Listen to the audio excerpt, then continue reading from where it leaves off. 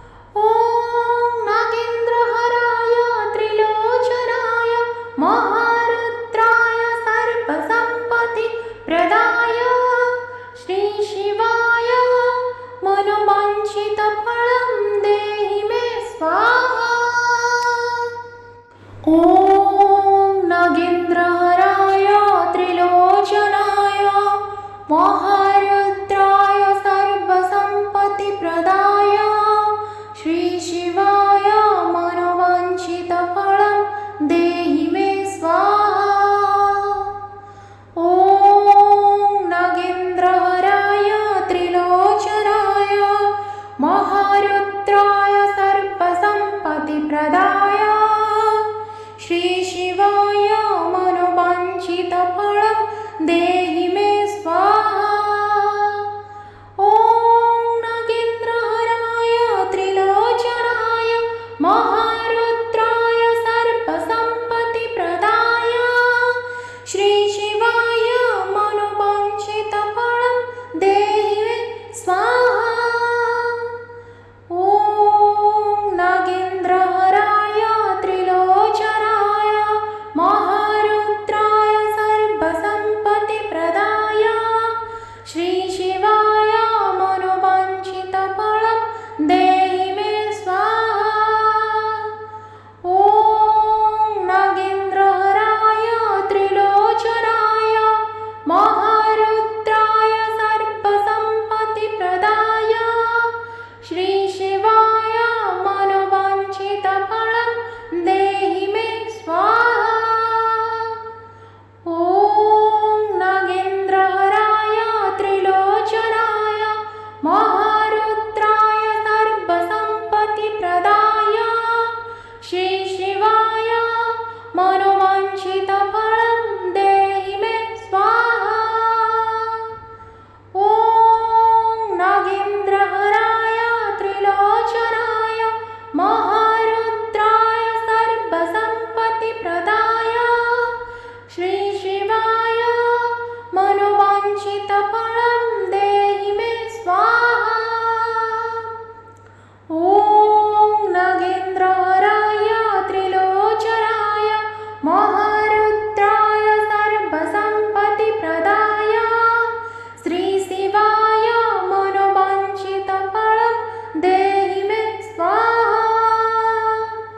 ॐ नागेन्द्रहराय त्रिलोचनाय महारुद्राय सर्वसम्पत्तिप्रदाय श्रीशिवाय मनोवाञ्छितफलं देहि मे स्वाहा। ॐ नागेन्द्रहराय त्रिलोचनाय महारुद्राय सर्वसम्पत्तिप्रदाय श्रीशिवाय मनोवाञ्छितफलं देहि मे स्वाहा। ॐ नागेन्द्रहराय त्रिलोचनाय महारुद्राय सर्वसम्पत्तिप्रदाय श्रीशिवाय मनोवाञ्छितफलं देहि मे स्वाहा। ॐ नागेन्द्रहराय त्रिलोचनाय महारुद्राय सर्वसम्पत्तिप्रदाय श्रीशिवाय मनोवाञ्छितफलं देहि मे स्वाहा। ॐ नागेन्द्रहराय त्रिलोचनाय महारुद्राय सर्वसम्पत्तिप्रदाय श्रीशिवाय मनोवाञ्छितफलं देहि मे स्वाहा। ॐ नागेन्द्रहराय त्रिलोचनाय महारुद्राय सर्वसम्पत्तिप्रदाय श्रीशिवाय मनोवाञ्छितफलं देहि मे स्वाहा।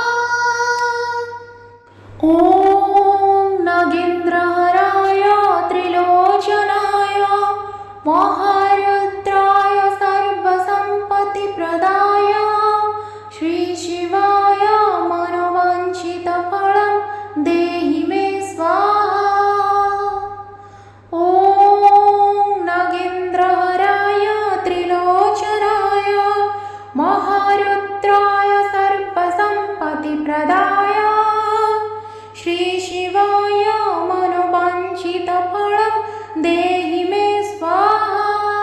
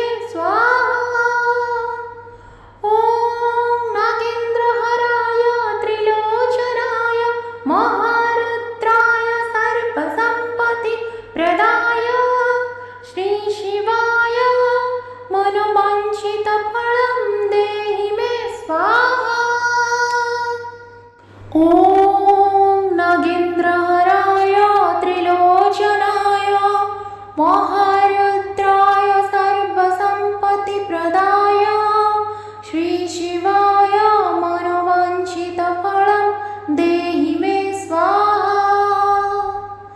ॐ नागेन्द्रहराय त्रिलोचनाय महारुद्राय सर्वसम्पत्तिप्रदाय श्रीशिवाय मनोवाञ्छितफलं देहि मे स्वाहा।